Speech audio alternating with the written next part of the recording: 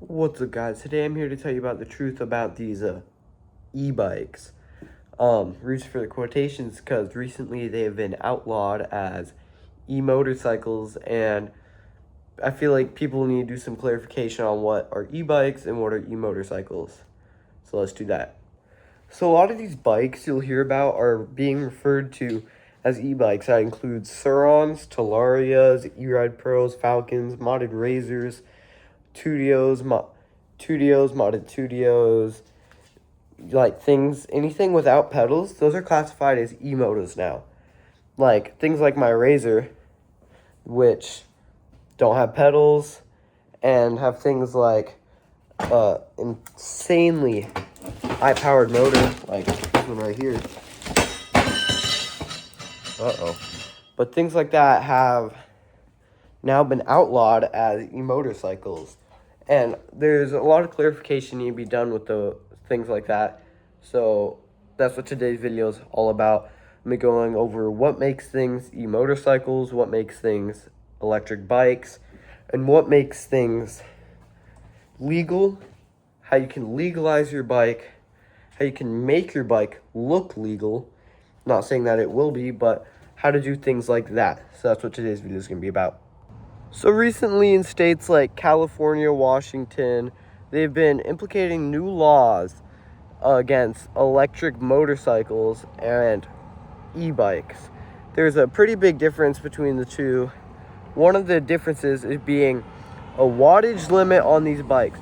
These bikes now have a wattage limit of 750 watts in most states. Other states it could be different. And you now have to have pedals on them. And something that would have pedals could be like a Ridstar even, but according to Ridstar's website, a Ridstar goes anywhere from 1,000 to 1,500 watts, and having that many watts is now illegal in states like Washington, California, and many other places that have had laws like this for a while. A lot of people may also be thinking things like, why have we gotten away with this for so long? How was this allowed before? How did nobody stop us? And it's kind of crazy, actually. This has been a gray area in the law for quite some time now.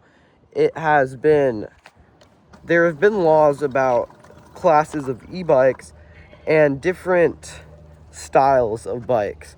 Bikes like a Ridstar were one of the main ways you could get away with this. The top speed you can legally have on a bike now is 20 miles an hour with throttle only and 28 miles an hour pedaling assisted. So what pedal assist is a form of when you're pedaling, there's an electric sensor that senses that you've been pedaling, and the motor helps compensate for a little extra power while you're pedaling. Stock Ridstar's 1500 watt version go 33 miles an hour, and that on throttle and pedaling. So that is above the law, and it's kind of crazy to me that bikes like that haven't been outruled before. Then you also think about these bikes like the Surons, Talarias, E-Rides, Tudios, things that have been getting really popular over the years. So when you think about a Suron, you know them not to have pedals, you know them to have pegs, and you know them to be ridden on the street quite more than what would be traditionally expected for a bike like that. And it has surprised me too about that, and the laws have just been out of date for a while, and that's how these gray zones were made in the law, where people are able to get away with riding electric motorcycles and not just normal typical e-bikes with pedals, pedal assist, and under the legal limit. A great example of one of these bikes with like a Suron Talaria or any bike that doesn't have pedals like a Tudio would be a bike like this. This bike is a Tudio Celio 01 that has been fully modded out to have 72 volts, 450 phase amps, and is running, I believe, 8 to 12 kilowatt, and that is way above the legal limit. As you can see, this thing hits higher speeds than I mentioned and the law is just as a little bit of throttle. And if you see and hit that throttle a little bit more, it goes way above the legal limit.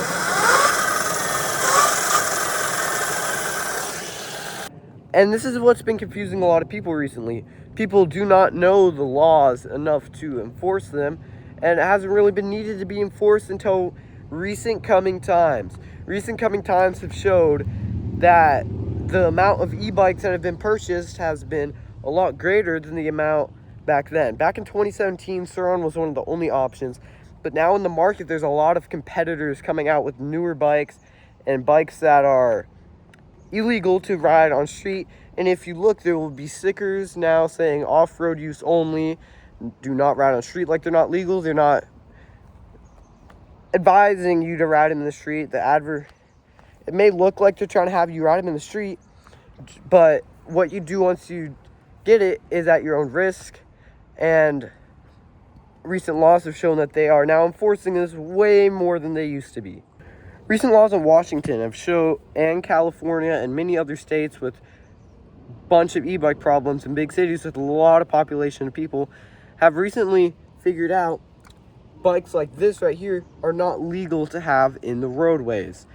And it's been a gray zone for quite some time, as I've been saying. But recently, they are starting to crack down on these laws a lot more. When they pull you over, sometimes they will let you off with a warning before. Sometimes they won't even pull you over before. Now, they will either let you off with a warning on your first time, take your name and everything into the system so that other officers know you've had a warning. And then if you've gotten pulled over a second time, a cop will call a tow truck and impound your bike. And I know most of you guys don't want your bikes being taken and sent to an impound lot, because that's a court date, a possible court date, possible ticket, and then you'll have the impound fees to get it out of the lot, impound fees for them taking it, and it's just a hassle to deal with all of that. So let me tell you guys some ways that you can avoid this. Ways you can simply avoid this is not buying bikes like an e-moto, like a Sur-Ron Talaria, E-Ride Pro, Falcon Pro, any bikes that don't have pedals. They are not legal to have on the street now, and they haven't been for quite some years, but it's only recently that it's becoming a mainstream problem to all these states, cities, and even our whole country in the US. So ways you can somewhat get around these laws, and I'm not saying this will make your bike legal, but I'm saying this will make your bike look legal and have ways to kind of make them think it was legal, even though it never has been. One basic kind of way to do this is buy a bike that is less known. Don't buy a Sur-Ron, Talaria, E-moto, Falcon Pro. And if you already have one of those bikes, I'll get to how to deal with that in a second. But if you're looking for a bike, get one that has pedals, like a Tudio ICT. I know not many videos have been out in the ICT recently, but it is an upcoming bike, especially with these new laws in these states. It'll most likely be a really popular upcoming bike in the future. If you already have a Sur-Ron or Talaria, some ways you can get around these laws is, if you have a Sur-Ron, you can buy a pedal kit. One brand I know that makes a really good one is Kaniwawa. They have a pedal kit that has pedals that actually move the bike, and they have an electric assist option to buy a sensor that can sense you are pedaling the bike and make it so that your bike is propelled with pedals assisting it with the power. But you may also be thinking, the bike still goes about 50 miles an hour, 45, somewhere around that area.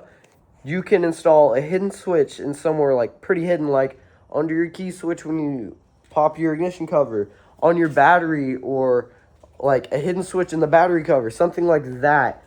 Like, because the speed wire and Sur-Rons, you can install a little switch, turn it on, off, so then it kind of helps so you still keep the nice speed and what you bought the bike for, but have the legality to a certain extent on these bikes. You can do the same thing if you have a Talaria. Lunicycle makes a pedal kit for the Talaria X3s, and I've seen many people ride with them. They've never had issues with the police, but that hidden switch is something you really will need, because these bikes, they're testing top speeds and other things, and upcoming laws say that if you have a way to easily tamper with your bike's power, it makes it illegal still, which kind of sucks, but at the same time, it is very hard for them to figure out if you have a way for it to tamper with the speed if you have a bike that is lesser popular. And that's why a lot of people may have controllers too, especially in areas that are really rolled on by police. People will have very smart controllers like a Far Driver EBMX, a True Motor controller from Electro & Co., or a Torp controller from Torp. Another thing is a Ventus controller from VTB. People will have these kinds of controllers so that they can adjust the power on their bikes to their liking.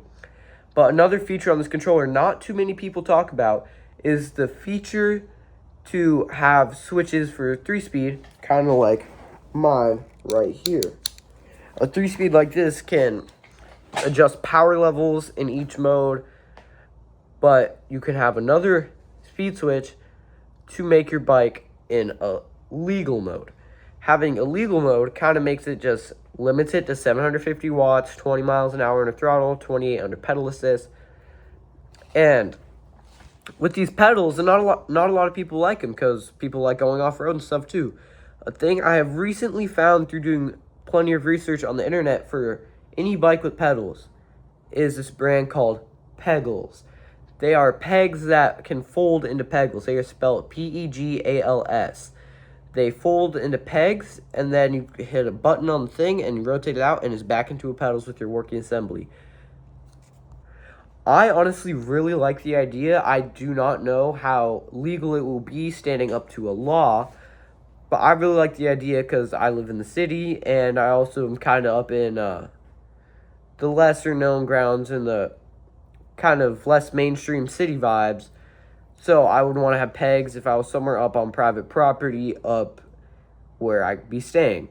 And these are really great things to have an idea for, but I do not know the legality of them, and I'm not advising you to use anything or tamper with the law. I am also, I'd say, a victim of this law myself. After I have these bikes, it has made it plenty hard to use them with the new law and not have police interfere because of the laws you now have to follow to have them not interfere with you. It's kind of weird. Laws like this have affected me with my Razor. I'm buying a new battery because I am still deciding to keep the Razor with the battery and keep it up on private property, or sell the Razor and another one of my bikes to buy a Sur-Ron with a pedal kit to make more legal for legal reasons. And that's why my Razor is still a pile of parts over here with the handlebars, forks, swing arm, seat, everything, the frame, wheels. So these laws have definitely been a downside for some people in the e-bike community, and it's definitely a bummer that they're being put into place. But certain people have made this a reason in our community. Certain people, like the people stunting in the roadways, doing tricks, combos, wheelies, stoppies, like being completely reckless, have definitely caused the police to enforce this law more. And it just does make sense to me, since these bikes are illegal, that they're going to be enforcing it and impounding bikes more.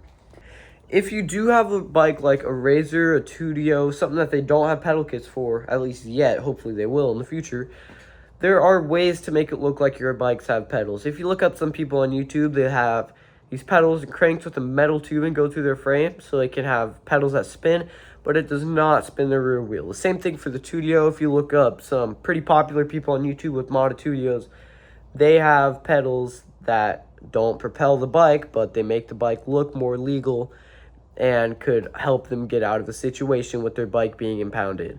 It is definitely something I was looking into, but to do something like that, you definitely have to have the knowledge on how to use common household tools, or even things that's hard to use as like a welder, saw, and just takes mechanical knowledge to do something like that.